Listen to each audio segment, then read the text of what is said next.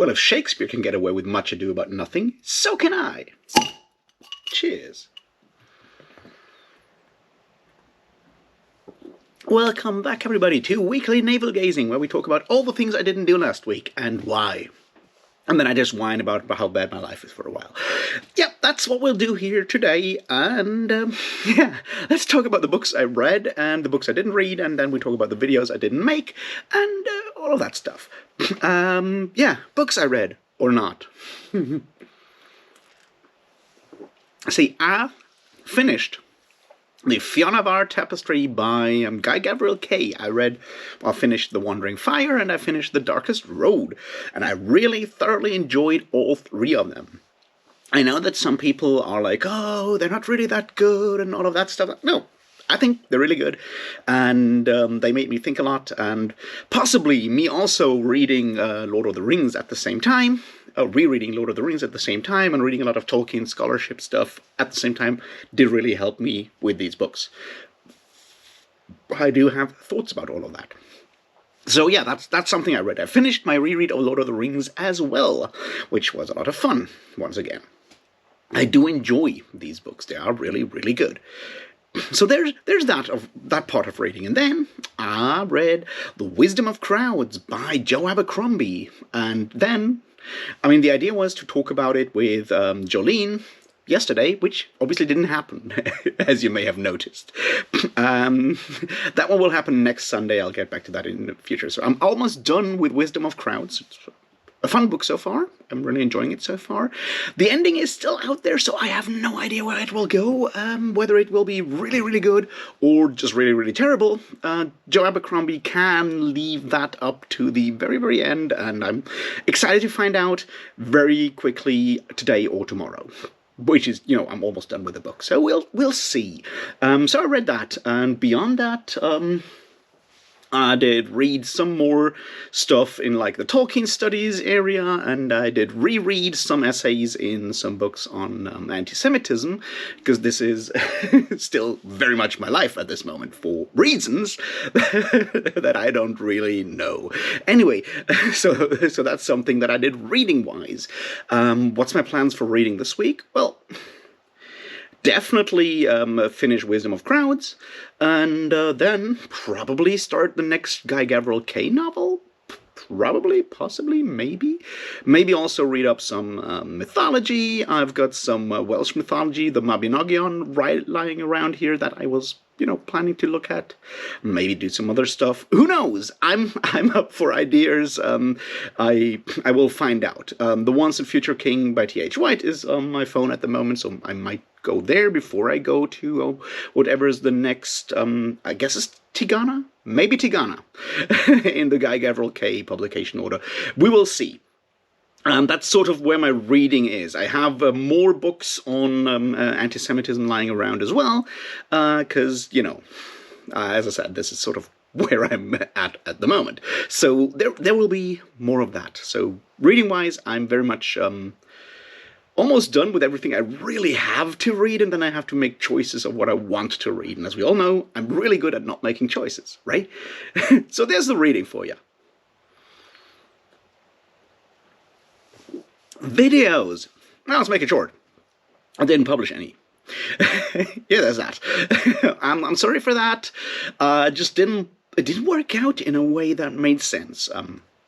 Which I'm currently in that situation because, you know, I'm not doing the whole structure thing like I did last year with Reading Wheel of Time, where it was pretty simple to know what to make, what kind of video to make. I'm not doing that at the moment. We'll get there when I talk about videos that I plan to do. I did, however, record something last week. I recorded the next part of the big anti-Semitism and fantasy video. We'll get into that later. And I did record the conversation with Varsha from Reading by the Rainy Mountain. It was a great conversation we had yesterday. We have a thumbnail for it as well. It will be up tomorrow. Yeah. So we'll have one video for this week, no matter what happens to me afterwards, which is, you know, good to know. And then, yeah, obviously the chat about Wisdom of Crowds got cancelled yesterday, and I did not finish the book then because I had, you know, things to do, minds to almost blow up, and, fight for a fascist empire, which is what I do in my free time when I play Dark Heresy. Anyway, that's how that worked. Yeah, so videos for this week. What could possibly happen? Well, two things, basically. Part one is the anti-Semitism video. I've been poking about it, I've been working on it for a long time, and I plan, my dream is to release it on Friday. Friday the 27th, which, as you may or may not know, is Holocaust Remembrance Day, where we remember all the Jews killed during the Holocaust, which 6 million is a lot. Anyway, my point is that would make for a great date to actually publish the video, but that means I need to do some more work on it. I'm positive, the first 4 parts are done at this point. I've put them all together into one long video. It's 1 hour and 42 minutes long, which is a lot already. But there's more, of course, and that's what I'll be working on this week with, with an actual deadline and pressure and whatnot. That's what I want to do, finish that video. Because, now that I'm back in the groove, hopefully, to do that video, that's what I want to do. So that'll be the top priority, and if that works out, I'll record it over the week, the remaining bits, and put it up on Friday. We will see how that goes, because there's still some questions with that video. See, when I started this, my point was to explain how anti-Semitic tropes end up in fantasy. That's the goal of the video.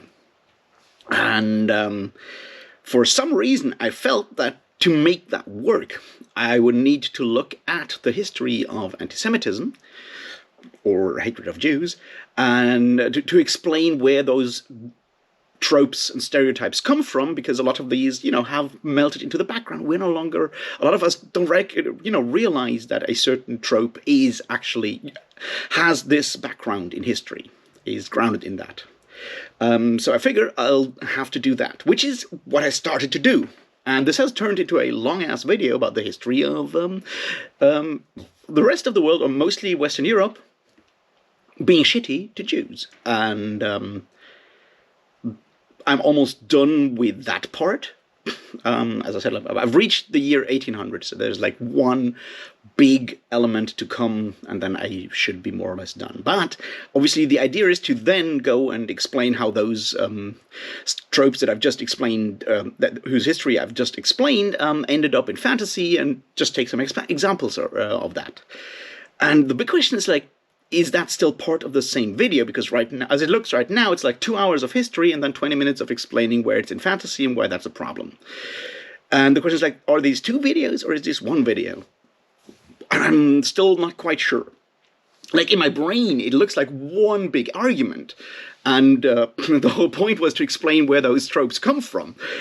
But maybe someone will not have the patience. But then the question is people who don't have the patience and just want to hear anti-Semitic tropes in fantasy, maybe those are exactly the people that should watch the entire thing. I'm not quite sure. And I'm still wondering how to do all of that. Literally, I have no idea at this point. In my brain, it all makes sense, but only in my brain. and that brings me to an important question that I've started to ask myself here about the stuff that I do here on YouTube. See, people that do stuff on YouTube are usually called content creators nowadays. That's a term that I really hate, because it's very, it's very clear what it does, and it shows exactly how this works. It's we are creating content for a content platform, that being YouTube. So we're basically slaving away in the mines of entertainment, and the main benefit, the company is benefiting from that. They are the main winner of this interaction. We get possibly sometimes money if we're lucky, and so forth, but that's how this works. But the question is are content creators artists, educators? What are we? Because, you put up videos, they can be all kinds of things. They can be entertaining, they can be educational, they can be political agitation, or is propaganda art? Is it education? Is it something else? We don't know. Well, I mean, there's a lot of stuff to be discussed there. And that's sort of the question, because I'm the one who has to decide that. It's like, am I an artist? If I'm an artist and I go, I just do the thing that I really want to make for myself. And if you like it, that's fine. Which is, what most content creators go like, claim to do, I guess. It's like, I just do the thing that I really like and I don't care about the numbers or anything like that. And that's fine.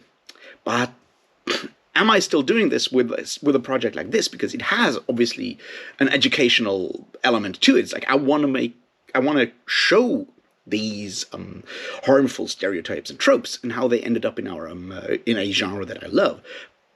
And for education, it's no longer the same thing. It's like, I need people to watch this for it to work, right? Like, education needs to be out there. Suddenly the numbers matter, even if it's, or not necessarily the numbers matter, but also the outcome matters. Like, I want this to work. Like, I want people to see this and go away from this and say, like, yes, you've convinced me. There's a problem there. That's what I want. And that means a compromise between my inner vision, my artistic vision, if you want, and other arguments like didactic elements, accessibility elements, all of these other things that suddenly cram in. And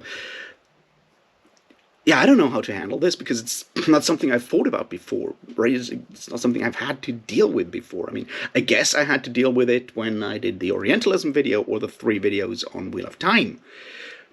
And probably also the ones about Dan Simmons, but it's not something I've consciously thought about before. And I think that's part of the growth that I'm going through as a person or as a content creator at the moment, is exactly that. Is me sitting here, like, figuring out, what am I doing? What are my actual goals with this? Is the goal to, make me happy? Is the goal to reach as many people? Is the goal to make as many people happy as possible? Is the goal to, make as much money as possible? Which I doubt it will, because, as far as I know, topics like that will not be monetized by YouTube. So it's, even if 100 people watch it, it will not even make a fraction of a cent, like other videos, I guess. But so I have to figure this shit out. And while there's a lot of videos about, like, how to get monetized, how to get money, how to get views on YouTube, whether you trust them or not is a whole other thing. That question of, like, what do I as a creator actually want? That's something no one else can answer for you. That's something you have to answer for yourself, or in this case, I have to answer for myself, because it boils down to, what do you want? And that's a question no one can answer for you. It's something you have to work through for your own, by, thinking, or talking to friends, or talking to your dog if you have one, which I used to have, and it was really helpful. I don't have a dog at the moment. Maybe I should get another dog so I can work through my issues with YouTube videos. We will see. But that's part of like where I'm at the moment. It's like, the argument makes sense as a whole in my brain. But will it actually still make sense when it's done? Can I, like, with the actual video, come close to my inner vision, which is probably hard, probably impossible, because, things always sound better in your own brain than they do afterwards. And then also, is my inner vision compatible with anyone else, right? That's hard to say, I guess. And I still don't know how to deal with that.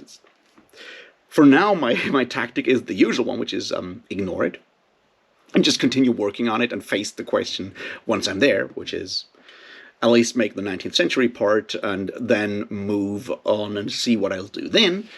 Just maybe I'll record like 2 versions of it, of that final part, one that's a standalone and one that is the full thing, and then have both versions uploaded and ask trusted friends to look at both if they can bear to sit through like 2 hours of video and see where that is going. I don't know.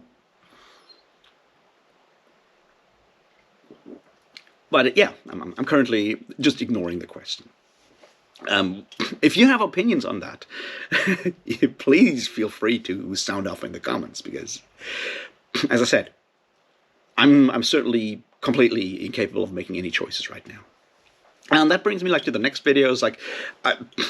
I feel like I'm changing my approach once again, and I really want to talk about the Fianna Bar tapestry, and I have this great idea in my mind of 3 videos, one on each of the books, but also on fantasy as a whole, as it pertains to, how we do fantasy, how Tolkien wanted to do fantasy, or explained his approach to fantasy, and on fairy stories.